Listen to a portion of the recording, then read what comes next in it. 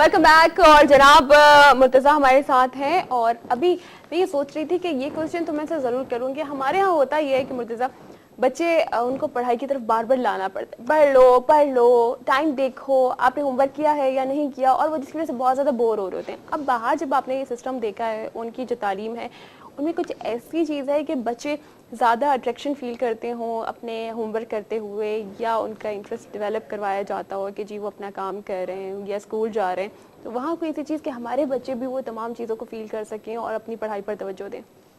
देखें, रिसर्च बहुत ज़्यादा इम्पोर्टेंट है। ये ही एक सोल्यूशन है जिससे हमें पता चलता है कि लोगों का फोकस किस तरफ जा रहा है एंड किस तरफ जाना चाहिए, और जिस तरफ जाना चाहिए वहाँ क्यों नहीं जा रहा। सी व्हाट मैटर्स इज कि अगर जैसे एक स्कूल एक रिस्पॉन्सिबिलिटी अगर ये अप्लाई कर लेता है अपने ऊपर कि उसने कुछ भी करके जितने भी स्टूडेंट्स उनके पास हैं उनको अच्छा स्टूडेंट बनाना है और अच्छे नंबर से वो ग्रेजुएट करेंगे बच्चे, तो वो ईच एंड एवरी चाइल्ड को, हर बच्चे को इंडिविजुअली स्टडी करते हैं एंड उस पर वर्क करना शुरू करते हैं। ठीक है, हर बच्चे का इंटरेस्ट सेम नहीं होता। अब ऐसा नहीं होता कि एक किसी स्कूल में चले गया कोई बच्चा तो बस उस स्कूल में ही कुछ ऐसा है कि हर बच्चा इंटरेस्टेड है। सारे बच्चे नहीं होते। हर बच्चे को इंडिविजुअली स्टडी करते हैं और उसमें से जो ज्यादातर बच्चे होते हैं, मैक्सिमम रेट होता है जिन बच्चों का, उनके जो इंटरेस्ट होते हैं उसके अकॉर्डिंगली ही उनको पढ़ाया जाता है। ठीक है, अब जैसे फॉर एग्जांपल मैंने दुबई में ये देखा कि बहुत से बच्चे ऐसे होते हैं जो ऑफ कोर्स लाइक इंडिया से दुबई शिफ्ट हुए हैं, पाकिस्तान से माइग्रेट करके दुबई गए हैं, उनके लिए एजुकेशन सिस्टम समझना बहुत मुश्किल है। अब वो बिकॉज उनके लिए मुश्किल है, यूं वो बहुत डीमोटिवेटेड हैं, वो ज्यादातर इन कोशिशों में होते हैं कि वो जॉब्स कर लें, वो लाइक यू नो कुछ भी लोअर ग्रेड जॉब या white collar job, blue collar job, they don't know about it. वो किसी भी तरह की जॉब करके वहां गुजारा करके सेटल होना चाहते हैं, एजुकेशन पे एम्फेसिस नहीं देते अपना, क्योंकि उनकी बेस बहुत ज्यादा कमजोर होती है। बट उन्हीं स्टूडेंट्स को फिर वहां पे मोटिवेट किया जाता है, उन पे वर्क किया जाता है, उनको बताया जाता है कि आगे जाके वैल्यू नहीं है, this is a rate, this is the criteria that you have to stand on later on. तो उनको वापस लाया जाता है एंड फिर उनके इन डेप्थ एनालिसिस करनी चाहिए। इन डेप्थ एनालिसिस करने के बाद हमें पता चलता है कि किस बच्चे का क्या इंटरेस्ट है और फिर उसको उसी तरीके से मोटिवेट करना चाहिए। ठीक है, बिल्कुल। और ये देखिए कि सही बात करें मुर्तज़ा कि ये स्कूल पे डिपेंड नहीं करता, ये क्लास टीचर पे नहीं है कि जो उसकी क्लास में जो भी बच्चे आ गए उस टीचर ने उन बच्चों को सबको उनका इंटरेस्ट डेवलप करवा दिया।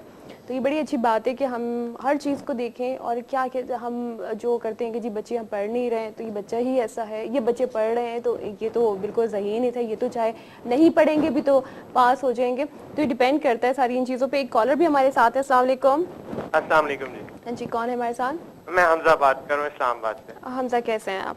मैं ठीक ठाक, आप सुनाएं? बिल्कुल ठीक ठाक जी। हमजा, एक्चुअली वो मैं चैनल ट्यून कर रहा था तो it was the first time I had a look at your show. तो मतलब जो टॉपिक आप लोग डिस्कस कर रहे थे that was related to foreign education and education in Pakistan, वो एक्चुअली 100% लिंक था जो फेज आजकल मेरे ऊपर से गुजर रहा है। Actually I did my A levels, I did my AS actually first year at my A levels, and then उसके बाद I had to shift to the system of Pakistan, that is FSC.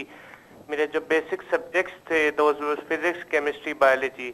लेकिन मेरे साथ problem ये हुआ था कि when I shifted to A levels from O levels, मुझे O levels के बाद मेरे जो सिटी स्कूल, जिस स्कूल से मैंने O levels कंप्लीट किया था, उनसे मुझे मिस गाइडेंस मिली कि they said कि आपका जो ए लेवल्स है वो आपके मेडिकल को, आपके फ्यूचर को सपोर्ट करेगा within Pakistan. That was a complete miss guidance.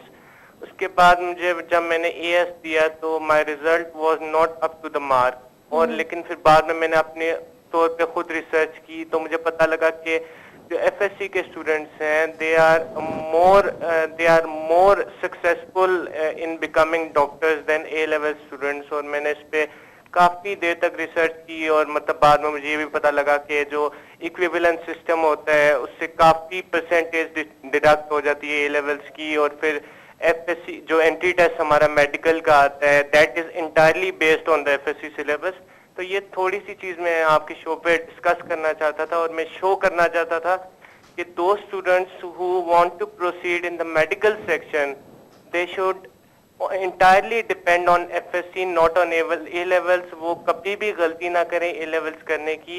ये मेरे से ये गलती हुई थी क्योंकि मुझे मिस गाइडेंस मिली थी, मुझे सही तरह से गाइड नहीं किया गया था। कि आप लोगों से रिक्वेस्ट है कि ये आप मेरा मैसेज इंटायरली आप कन्वे कराएं on Pakistan this television Vibe TV के जो लोग प्रोसीड करना चाहते हैं in Pakistan, specially I am talking about Pakistan, Pakistan में मेडिसिन की लाइन में प्रोसीड करना चाहते हैं या बेशक इंजीनियरिंग हो, वो हमेशा एफएससी की तरफ अपना रुख करें, not towards A levels. That's the only message I want to convey.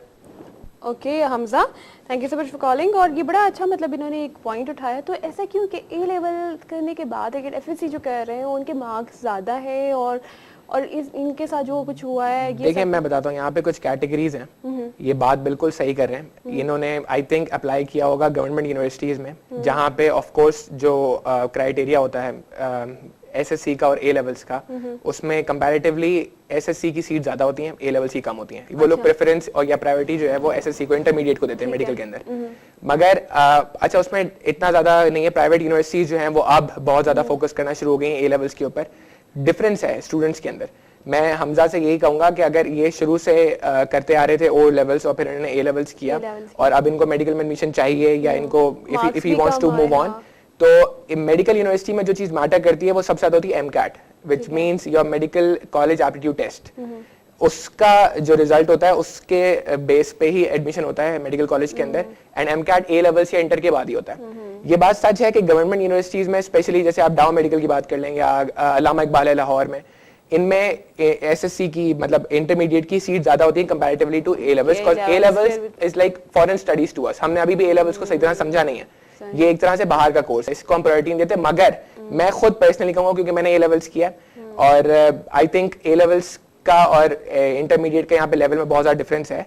SSC करने के बाद अगर आप एसएससी कर रहे हैं और यू नो देन आप अंडरस्टैंड कर रहे हैं तो वो उनके लिए ज्यादा बेटर है कि वो अगर नहीं, इंटरमीडिएट के स्टूडेंट्स में ज्यादातर देखा गया वो ये है कि वो रट्टा ज्यादा मारते हैं। ये कॉन्सेप्ट बेस पे बहुत कम बच्चे पढ़ते हैं। ए लेवल्स और इंटरमीडिएट का जो पब्लिकली मैं कहूंगा जो यहाँ पे डेफिनेशन मूव अराउंड कर रही है वो ये है कि इंटरमीडिएट के बच्चे ज्यादातर रट्टाफिकेशन पे बिलीव करते हैं, वो ज्यादा चीजें रट लेते हैं, समझते नहीं है। ए लेवल्स का बच्चा समझता है, उसका आईक्यू तेज होता है, वो कॉन्सेप्ट वाइज लर्न करता है। मैं अभी भी ये कहूंगा कि एडमिशन जरूर मिल जाता है यहाँ पे पाकिस्तान में उन स्टूडेंट्स को जो इंटरमीडिएट करते हैं मेडिकल में, मगर ए लेवल्स को कम मिलता है। मगर at the end of the day later on जब वो यूनिवर्सिटी अपनी स्टार्ट करते हैं, जब अपनी एमबीबीएस बीडीएस या व्हाटएवर जब स्टार्ट करते हैं, तो ज्यादा आगे ए लेवल का स्टूडेंट ही होता है और ये देखा गया। स्पेशली अगर आप आगा खान यूनिवर्सिटी की बात करें तो जो कराची में है, यहाँ पे भी ज्यादातर स्टूडेंट्स ए लेवल्स के ही प्रेफर किए जाते हैं। इनका एक ही बोर्ड है इंटरमीडिएट का, वो वहां से ऑफ कोर्स उसका स्टैंडर्ड बहुत ज्यादा अच्छा है एंड अफिलिएशन है उनकी, उसके स्टूडेंट्स को ज्यादा प्रेफरेंस दी जाती है।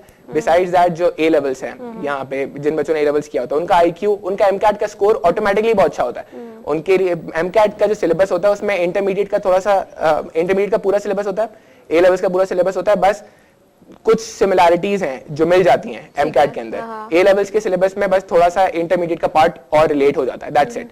अगर एमकैट का स्कोर अच्छा है तो कोई भी यूनिवर्सिटी आपको ले लेगी, देन इट डजंट मैटर कि आपने ए लेवल किया या इंटरमीडिएट किया। मगर मैं खुद ये जो मैंने ऑब्जर्व किया, जो मेरी ऑब्जर्वेशन है वो ये है कि ए लेवल्स के स्टूडेंट्स फिर भी बहुत स्मार्ट होते हैं जो अपना एमबीबीएस स्टार्ट करते हैं या बीडीएस स्टार्ट करते हैं, तो इंटर का बच्चा एडमिशन तो जरूर मिल जाता है उसको, मगर आगे जाकर उसको बहुत प्रॉब्लम होता है। ए लेवल्स के बच्चे को भले यहाँ पे एडमिशन मिलने प्रॉब्लम होता है, मगर आगे चल के बहुत अच्छा रहता है। अच्छा, एक ख्याल ये भी किया जाता है कि ए लेवल के बच्चे जब जाते हैं यूनिवर्सिटी की तरफ तो 10% मार्क्स उनके कम हो जाते हैं। बिल्कुल बिल्कुल, ये इक्विवेलेंस होती है इस्लामाबाद से। अब ये इसको आई थिंक इसका जो मेथड है वो ये है कि इसको इक्विवेलेंट करते हैं ये एसएससी के बोर्ड से। इनके 850 मार्क्स होते हैं आई थिंक इंटरमीडिएट में, एंड उन मार्क्स को डिवाइड करते हैं ए लेवल्स के मार्क्स से, इक्विवेलेंस बनाते हैं। तो ए लेवल्स के बच्चे के जो जिस बच्चे के ए लेवल्स में जो मार्क्स होते हैं उनमें 10% का डिडक्शन हो जाता है। That happens, that's true, but इसको नेगेटिवली ना देखें। अगर आपके ए लेवल्स में सारे ए ग्रेड्स हैं तो ज्यादा बी बन जाएगा, मगर फिर भी it's not a bad point, it can happen. फिर भी यूनिवर्सिटी में एडमिशन होते हैं और ए लेवल्स बच्चे कर रहे हैं, they getting admissions, they are going abroad, they are doing a lot of things. बहुत ज्यादा डिसाइड हुए हमजा ने सब नहीं, आई थिंक अगर ये शुरू से ये करते आ रहे हैं तो इनको ये कंटिन्यू करना चाहिए। एंड एमकैट मैटर करता है बहुत ज्यादा, मेडिकल यूनिवर्सिटी में अगर अप्लाई करना है तो एमकैट की तैयारी अच्छी करें, उसमें 200 एमसीक्यूज होते हैं, ज्यादातर यूनिवर्सिटीज में नेगेटिव मार्किंग वगैरह होती है, तो he should go for that. And अगर ए लेवल्स में अच्छा है तो फिर ऑफ कोर्स उसका रिजल्ट अच्छा आएगा एमकैट का भी। अच्छा, मैं एक बार फिर, टाइम हमारा बहुत तेजी के साथ गुजर रहा है तो मैं रिपीट करना चाहूंगी आज का क्वेश्चन भी। बड़ा हम लोग अभी बड़े मूड में आके सारी चीजें आप लोग तक पहुंचाए, तो वापस चिल करते हैं थोड़ा सा, और आपने रिपीट करना है black blood blue blood 15 times आपने बोलना है, और ये गिफ्ट ये गिफ्ट आप हासिल कर सकते हैं। इसके अंदर क्या है ये तो जब आपको मिलेगा तो पता चलेगा। तो आपने बताना है black blood, blue blood, black blood, blue blood, black blood, blue blood. 3 बार से ज्यादा तो मैं नहीं बोल रही हूँ, मुझे पता है चौथी बार जरूर गलत होगा, तो इसलिए इज्जत इसी में कि चुप हो जाओ। ठीक है जी। मुर्तज़ा वैसे बेस्ट रैंक कि इन्होंने 6 टाइम्स बोल दिया, फिर ये खुद ही चुप हो गए कि मैं ही विन कर जाऊंगा।